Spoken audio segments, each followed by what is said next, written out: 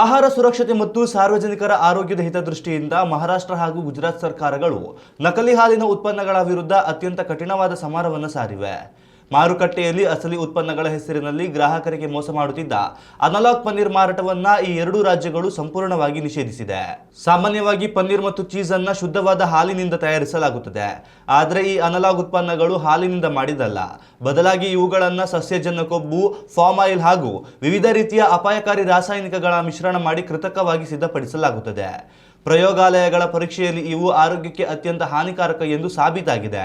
ಈ ಹಿಂದೆ ಕೃತಕ ಪನ್ನೀರ್ ಬಳಸುವಾಗ ಅದು ಅನಲಾಗ್ ಎಂದು ಗ್ರಾಹಕರಿಗೆ ಕಡ್ಡಾಯವಾಗಿ ತಿಳಿಸಬೇಕೆಂಬ ನಿಯಮವಿತ್ತು.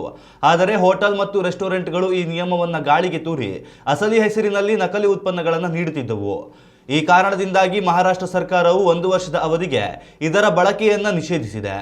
ಇತ್ತ ಗುಜರಾತ್ ಸರ್ಕಾರವು ಪನ್ನೀರ್ ಮಾತ್ರವಲ್ಲದೆ ಕೃತಕ ಚೀಸ್ ಮತ್ತು ಬೆಣ್ಣೆಯನ್ನು ಸಹ ಅನಿರ್ದಿಷ್ಟ ಅವಧಿಗೆ ನಿರ್ಬಂಧಿಸಿದೆ. ದೇಶದಲ್ಲೇ ಇಂತಹ ನಿಷೇಧ ತಂದ ಮೊದಲ ರಾಜ್ಯ ಛತ್ತೀಸ್ಗಢ ಆಗಿದ್ದು, ಈ ಕಟ್ಟುನಿಟ್ಟಿನ ನಿಯಮವನ್ನು ಉಲ್ಲಂಘಿಸುವ ಹೋಟೆಲ್ಗಳು, ಕ್ಲೌಡ್ ಕಿಚನ್ ಹಾಗೂ ಕೇಟರಿಂಗ್ ಮಾಲೀಕರಿಗೆ ಬರೋಬ್ಬರಿ 10 ಲಕ್ಷ ರೂಪಾಯಿಗಳ ದಂಡ ಹಾಗೂ ಜೀವಾವಧಿ ಜೈಲು ಶಿಕ್ಷೆ ವಿಧಿಸುವ ಕಾನೂನನ್ನು ತರಲಾಗಿದೆ. ದೇಹಕ್ಕೆ ಪ್ರೋಟೀನ್ ಸಿಗುತ್ತದೆ ಎಂಬ ನಂಬಿಕೆಯಿಂದ ಜನರು ಪನ್ನೀರ್ ಸೇವಿಸುತ್ತಾರೆ.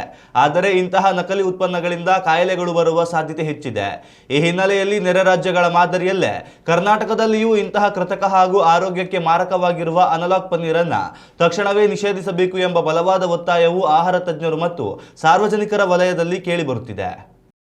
ಉತ್ತಮ ಸಂಸ್ಕಾರಯುತ ಶಿಕ್ಷಣದೊಂದಿಗೆ VSS English medium CBSE school Udupi Muddur. ನರ್ಸರಿಯಿಂದ 10ನೇ ತರಗತಿವರೆಗೆ ಶಿಕ್ಷಣದ ಜೊತೆಗೆ 5ರಿಂದ 10ನೇ ತರಗತಿವರೆಗಿನ ವಿದ್ಯಾರ್ಥಿನಿಯರಿಗೆ ಉತ್ತಮ ಹಾಸ್ಟೆಲ್ ಸೌಲಭ್ಯವೂ ಇದೆ.